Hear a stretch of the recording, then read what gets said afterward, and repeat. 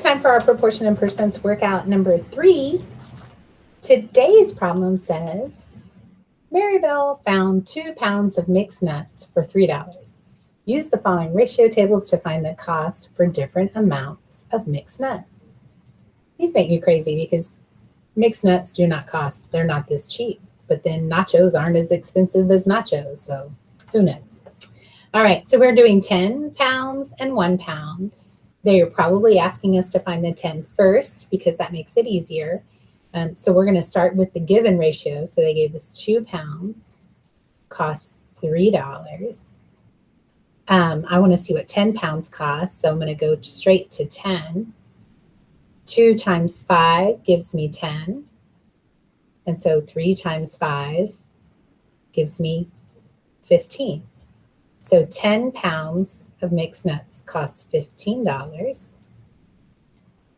And then 1 pound, hopefully all of you know how to get to 1 pound pretty easily. We're just going to divide by 10, right? Divide by 10, and that gives us 1. When we divide by 10, we're moving this decimal here, and we get 1.5. It's a big decimal I just drew there. There we go. And so 1 pound costs $1.50, just like so. Okay, so now we have our pound rate, right? 1 pound at 150. And let's see if that we can use any of that information to help us solve in the next row. So problem 2 says 9 pounds and 4 pounds. Pounds is on top. Money is on the bottom. The cost. Starting with the ratio, they gave me 2 pounds. Cost $3. So that means 4 pounds, which was my first target. 4 pounds is $6. So you would write that as $6.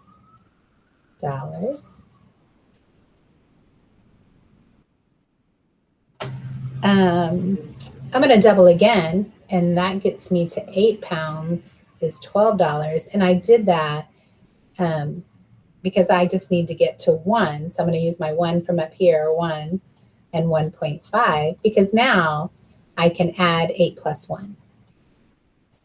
And so I added 8 plus 1 to give me my 9 pound answer. And then 12 plus 1.5 equals 13.5, or for this particular situation, $13.50 is how much it would cost me for 9 pounds of mixed nuts.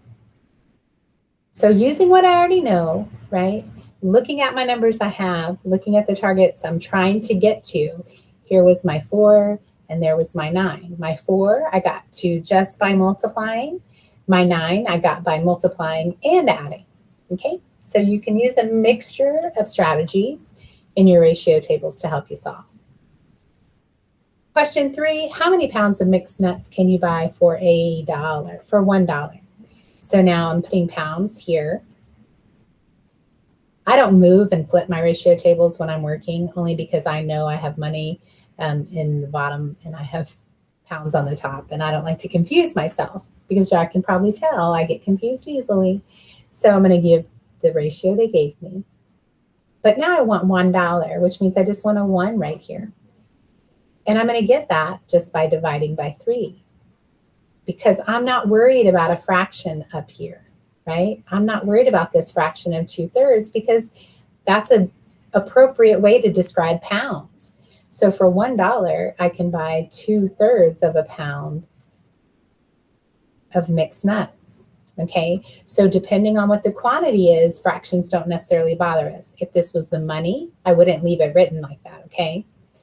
And then question 4, Kristen has $22.50. Anna has $28.50. Using the following ratio table, how many pounds of mixed nuts can each one buy? We'll put pounds here. We will put the money on the bottom. And let's start with their given ratio, which is 2 to 3.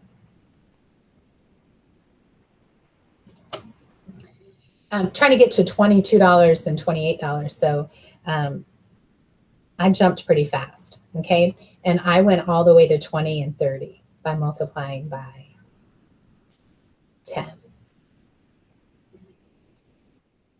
And I wanted to do that because I know that from back over here that my one was 1 pound for $1.50.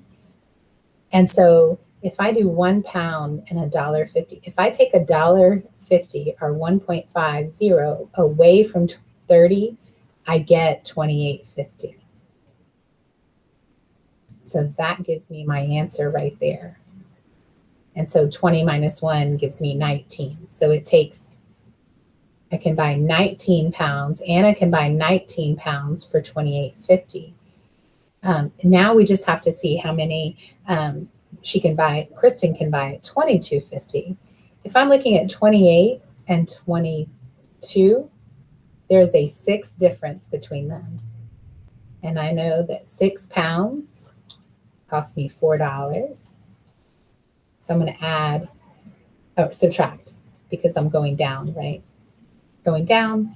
And so she can buy 15 pounds. So Kristen can buy 15 pounds of mixed nuts, and Anna can buy 19 pounds of mixed nuts. Just using my ratio table. So notice I've done no cross multiplication and division, because if I was going to cross multiply and divide this one, even if I started with the ratio they gave me, my 28.50 would go here. And then I would be solving multiple problems. I would solve this one, and then I would have to solve again for the 22.50. But I was able to see the pattern and look at the difference between those numbers to get to my number, to my answers at least, without having to do all the multiplication and division. Notice I didn't do any multiplication and division. I just did multiplication and subtraction. That's it for today, guys. I'll see you again tomorrow for our workout number 4.